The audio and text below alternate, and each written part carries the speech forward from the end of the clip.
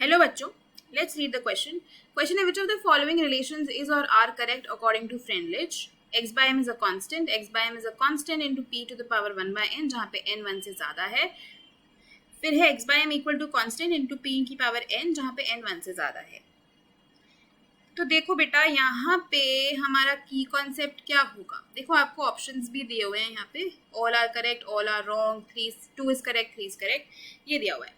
देखो की कॉन्सेप्ट यहाँ पे क्या हो जाएगा हमारा फ्रेंडलिच एडजॉर्प्शन आइसोथर्म.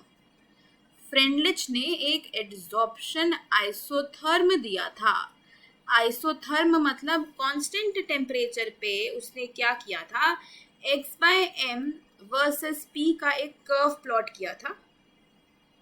और वो कर्व कुछ इस तरीके से था. अगर हम यहाँ पे ले ले x बाय m और यहाँ पे ले ले प्रेशर p, तो कांस्टेंट टेम्परेचर पे ये कर्व प्लॉट हुआ कुछ इस तरीके से.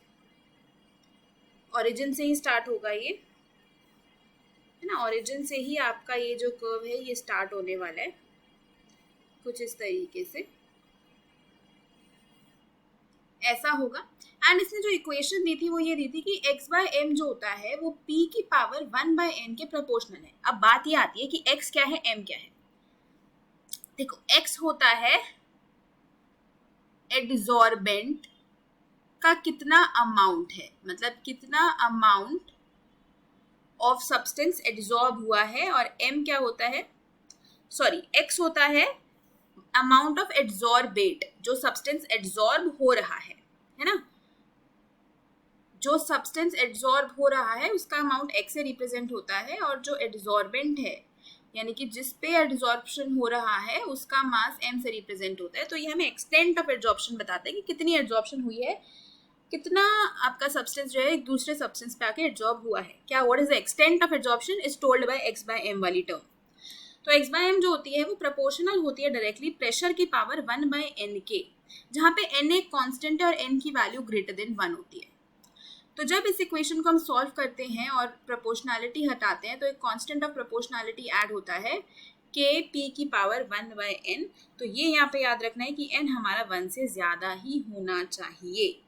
n 1 से कम नहीं हो सकता. अगर आप n को यहाँ पे 0 कर दोगे तो 1 बाय 0 डिफाइंड हो जाएगा, है ना. तो n की वैल्यू, n भी एक कांस्टेंट है, k भी एक कांस्टेंट है, n की वैल्यू 1 से ज़्यादा होनी चाहिए.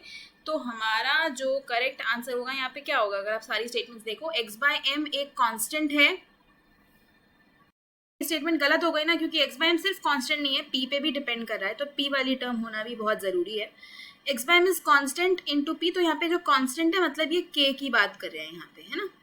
k इंटू p की पावर 1 बाय n जहाँ पे n ग्रेटर देन 1 हो. यस, ये वाली स्टेटमेंट हमारी सही है. लास्ट है x by m is a constant into p की पावर n ग्रेटर देन 1. नहीं, p की पावर 1 बाय n.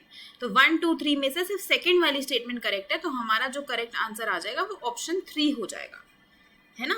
तो फाइनल आंसर इस क्वेश्चन का हो जाएगा option 3. Hope you understood it well. Best of luck.